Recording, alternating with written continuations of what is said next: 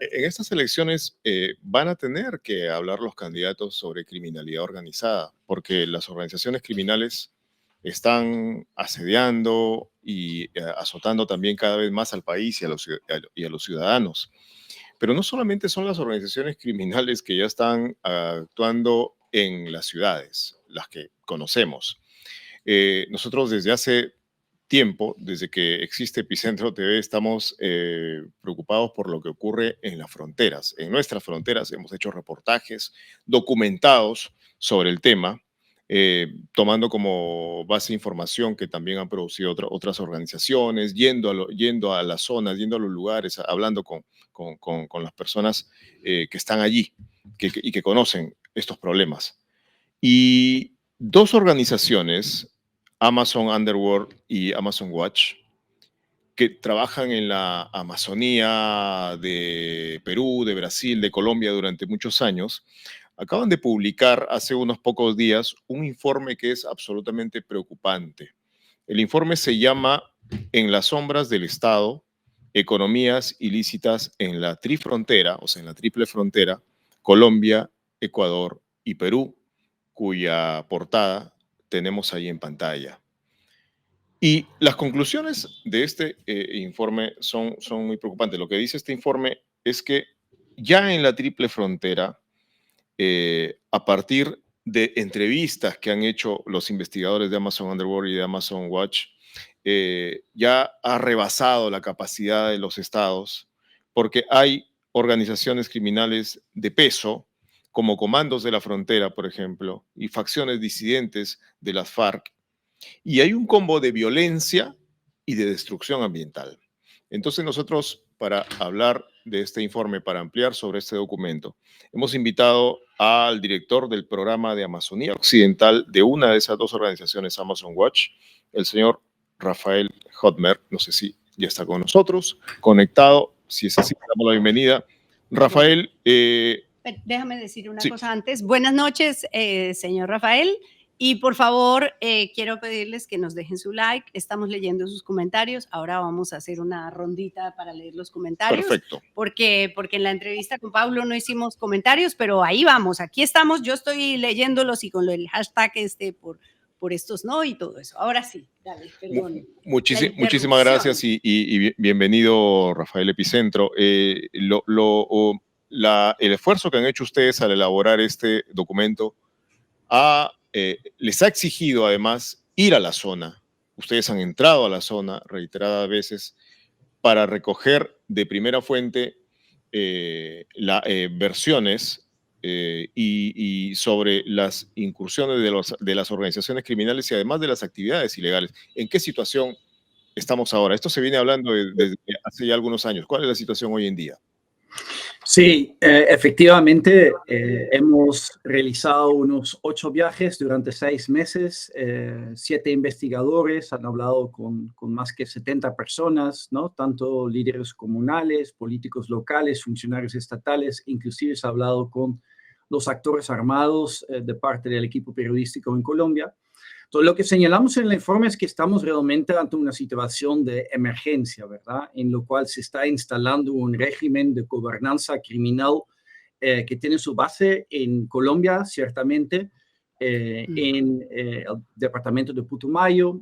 Comandos de la Frontera es una organización central en esto, pero hay otras organizaciones criminales como los Choneros y los Lobos en Ecuador, que están disputando territorios, y de alguna manera la investigación lo que indica es que estas organizaciones tienen sus incursiones en el Perú, pero existe un escenario futuro en lo cual su presencia en el Perú podría expandir, profundizarse y consolidarse, particularmente ante el débil marco normativo en el Perú y la débil capacidad estatal también de hacer frente a esta situación. ¿Por qué el término gobernanza criminal? ¿Qué implica? Es decir, las organizaciones criminales están tomando decisiones, están ante la inexistencia de autoridades estatales. Ellos son los que deciden y los que permiten a los poblados, a las comunidades, decidir, digamos, bajo su mando. Explíquenos ese término porque Sí, preocupa. no, totalmente. Es una pregunta muy importante. Nosotros trabajamos en muchas partes de la Amazonía. Hemos visto cómo la presencia del crimen organizado ha expandido enormemente en los últimos años. Lo hemos visto obviamente en distintas partes del Perú. Pero lo que encontramos en Putumayo es una situación distinta. Ahí vemos un territorio totalmente controlado por el actor armado, los comandos de la frontera, también por otros actores como los disidencias de las FARC. Y básicamente consideramos que hay 4 elementos de esta gobernanza criminal. Lo primero es un control total del territorio. En Putumayo, las personas tienen carnets de identidad que son expedidos por el actor armado. Tienen los techos de sus casas pintados de un color impuesto por el actor armado. Decisiones en la asamblea comunitaria, si son indígenas o campesinas, son condicionados por el actor armado. Entonces hay un control total del territorio. En segundo lugar, hay un nivel de penetración de la institucionalidad estatal tremendo, ¿no? Mediante victorias electorales, en algunos casos, campañas financiadas por estas economías, como también lo vemos en el Perú, ¿verdad? Pero también con un nivel de injerencia en las decisiones estatales en la zona de Putumayo. Un tercer elemento es el control absoluto de la economía, qué se siembra, qué se cosecha, bajo qué precio se vende a quién, ¿no? Particularmente la coca y también obviamente el tema del oro. Y en cuarto lugar, lo que se puede ver es que, digamos, se ha construido una forma de organización local que articula todos estos elementos. Esto no lo hemos visto con esta intensidad en otros lados, tiene que ver con las particularidades de los comandos de la frontera, que se ven a sí mismos como una suerte de empresa del crimen transnacional. Son muy efectivos, muy insertados en el territorio, tienen, digamos, partes armados, pero también partes insertados en la comunidad. Lo que señalamos en el informe es de que este tipo de gobernanza criminal, en lo cual ya no solamente tenemos corrupción y colusión del Estado, pero realmente tenemos una suerte de sinergia entre estas institucionalidades paralelas y la institucionalidad del Estado, hay un gran riesgo que cada vez partes más grandes de la Amazonía son gobernados de esta forma y no mediante las instituciones que formalmente existen para ello. Yo quiero preguntarle justamente por la presencia estatal.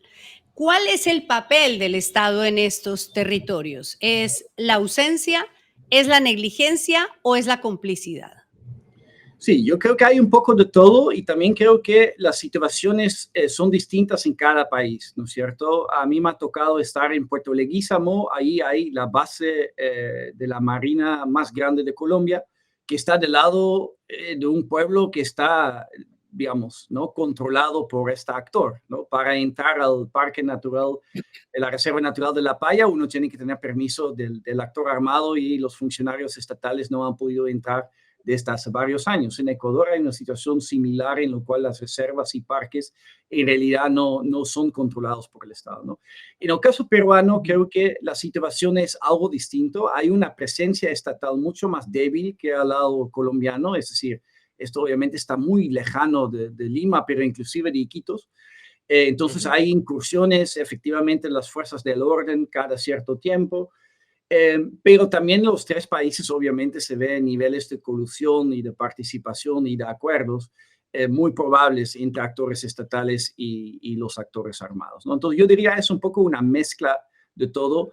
Lo que queda claro es que la presencia del Estado históricamente ha sido una presencia más a través de la fuerza, a través del ejercicio militar, por ejemplo, ¿no? Como en el marco del Plan Colombia, y vemos de que estos enfoques militaristas y represivos en realidad no han servido para la lucha contra el crimen y mucho menos han servido para crear un Estado de Derecho local, ¿no es cierto? Para las poblaciones no hay servicios adecuados, no hay confianza en el Estado e inclusive algo que estamos viendo que es muy preocupante es que es muy difícil para la población local de denunciar lo que está pasando en esos territorios porque obviamente a denunciar uno está abandonado también, ¿no es cierto? Y expuesto a niveles de represalias y de violencia enormes, ¿no? Porque obviamente son zonas donde hay amenazas, asesinatos, desplazamientos, etc. Ahora nosotros tenemos elecciones, en Colombia también va a haber elecciones pronto, en Brasil también va a haber elecciones pronto. ¿Cuál, en su opinión, Rafael, debe ser la agenda para, por lo menos, empezar a pensar, ni siquiera en hacer frente, sino empezar a pensar primero en cómo hacer, cómo enfrentar el avance de la criminalidad organizada, porque está avanzando en los puntos de frontera, en la triple frontera, pero en la frontera hacia abajo también, del Perú hacia el sur, en la frontera con Brasil, frente a Acre. ¿Qué hacer? Sí, como tú dices, ¿no? Ese es un problema que está presente en todas las fronteras del Perú, también por Condorcanqui, en relación a las organizaciones criminales ecuatorianas. Yo creo que la agenda tiene varios elementos, ¿no? De un lado, y ahí fue importante, creo, la cumbre de la semana pasada en Bogotá, se necesita un enfoque de cooperación regional en temas de seguridad. La Amazonía debe ser de un interés de todos los países por igual, independientemente de ideologías y de conflictos como los hemos visto en las últimas semanas, ¿no? Que distraigan probablemente del tema de fondo, es decir, mientras que nos preocupamos por la isla de Santa Rosa y la soberanía entre los dos países. En realidad, la soberanía está siendo perdida a organizaciones criminales que no les importa mucho las fronteras, ¿verdad? Hace tiempo. Entonces, se Exacto. necesita cooperación entre los países urgentemente. Segundo, se necesita respuestas integrales, ¿verdad? La seguridad en realidad depende mucho de la presencia estatal, de acceso a educación, a oportunidades económicas, a alternativas económicas locales reales, que en este momento dependen de apoyo del Estado, de la cooperación, porque obviamente la coca y el oro son las economías más rentables en todas estas zonas, ¿verdad? Creo que un tercer elemento tiene que ver urgentemente con una respuesta contundente frente a los delitos ambientales y la violencia en general, ¿no? Quienes se pronuncian en contra de lo que está pasando en los territorios corren riesgo sus vidas. Vemos de que el mecanismo de protección de defensores es largamente insuficiente en los tres países, pero definitivamente en el Perú. Vemos también de que hay reclutamiento de menores indígenas en los tres países, que hay trata de personas. Entonces, todo esto requiere de un tipo de respuesta muy contundente, ¿no? Creo que un cuarto elemento que tiene que ver con los anteriores es necesitamos una armonización de los marcos legales que permiten seriamente investigar a lo que está sucediendo, ¿no? En el Perú, con las reformas de los últimos tiempos, es muy difícil de tratar a la minería ilegal de oro como crimen organizado, mientras que sabemos que es la economía ilegal más lucrativa del país. Es un sinsentido, ¿verdad? Y ahí Perú está particularmente vulnerable porque la realidad es que las iniciativas frente a este fenómeno en el Perú quedan detrás de los países vecinos. Sí. Bueno, pues la gente, nuestros seguidores acá en el chat están planteando un tema que me parece que es interesante para preguntarle, y es este asunto de las leyes pro crimen organizado. Nuestro público, que es súper enterado, sabe que el Congreso ha expedido leyes que terminan beneficiando al crimen organizado. Ese es el caso del Perú. ¿Ocurre en Ecuador, en Brasil, en Colombia algo similar, o es un fenómeno peruano? No, yo creo que en este momento podemos decir que Perú, en comparación definitivamente con Brasil y Colombia, y también con Ecuador quizás en menor medida, el caso de Bolivia quizás es un poco aparte. Perú tiene, digamos, las reformas que claramente van en una dirección opuesta a lo que se necesita, ¿no? En Ecuador quizás el problema es que Ecuador está optando por un enfoque muy militarista y represiva, ¿no? Con, digamos, distintos tipos de intentos de resolver esto a la fuerza, lo cual tampoco resuelve el problema, ¿no? Vemos en este momento de que Brasil y Colombia probablemente son los dos países con las políticas más avanzados, pero bueno, miramos lo que pasa en Putumayo. También en Colombia resulta ser muy difícil de controlar este nivel de violencia, ¿no? Obviamente, en el fondo, hay que ser honestos sobre esto también. Lo que es la guerra o la violencia en la Amazonía, en los territorios, la violencia desatada sobre los pueblos indígenas, tiene una fuente internacional. Es el mercado global de la cocaína y del oro, los precios récords del oro, obviamente, en la crisis global, que están animando todo esto, ¿verdad? Entonces, las soluciones tampoco solo dependen de nuestros países, pero si los países están contribuyendo, habilitando las condiciones para que este pueda darse de tal forma, obviamente vamos a perder cada vez más el control de las fronteras de la Amazonía y abandonando a los pueblos que están enfrentando esto muchas veces solo en muchas partes del país, como estamos viendo ahorita en el río Tigre o el pueblo One Piece en la frontera con Ecuador. Sí. Bueno, pues habla de que tiene unas políticas interesantes Colombia, pero también hay que decir que hace 2 días hubo un secuestro masivo, 34 militares fueron secuestrados en Guaviare por una comunidad de una población que se llama Nueva York. En Guaviare, bueno, mira cómo tiene de gracia Nueva York en Guaviare. Hoy el ministro de Defensa hizo un llamado para que la comunidad, porque son comunidades campesinas que retienen, pero esa retención es un secuestro, y secuestraron a 34 militares en el Guaviare, en el municipio del Retorno Guaviare. Ahí sí que hay droga. Yo conocí el Retorno hace muchos años y eso es droga y es lo que dice Rafael, ¿no? Es que es un negocio demasiado lucrativo. Sí. Bueno. Una cosita muy breve, Rafael, supongo que el informe ustedes lo han enviado ya a los gobiernos. ¿Alguna respuesta? Así muy chiquitito. No, hemos tenido presentaciones ya en Colombia y en el Perú, la semana que viene en Ecuador. Yo creo que en los estados hay un poco de todo, ¿no? Hay mucha gente muy preocupada, pero también hay mucha inconsistencia, digamos, ¿no? Digamos, los distintos actividades, acciones, estrategias estatales no están compatibilizados, pero también hay que reconocer que hay gente en el estado que están tratando de hacer lo que pueden, pero no tienen las herramientas, no tienen los recursos, no tienen la tecnología. ¿No? Como por ejemplo las fiscalías ambientales, ¿no? Que están también dando esta lucha de una forma muy solitaria, ¿no? Entonces hay mucho por hacer y esto debería ser un tema central en lo que venga, porque realmente si uno ve, ¿no? En el informe se muestra la tasa de homicidios en Ecuador, cuán rápidamente ha cambiado la situación en el país. Claro, todavía quizás estamos a tiempo para actuar dentro del Perú, pero estamos también perdiendo el tiempo y yendo en esta misma dirección. Y un pedido especial de nuestra compañera Nusca Buenaluque, que está desvelada en Europa y lo está viendo, y dice que por favor, rápidamente, para principiantes que somos todos, nos explique qué son los comandos de la frontera.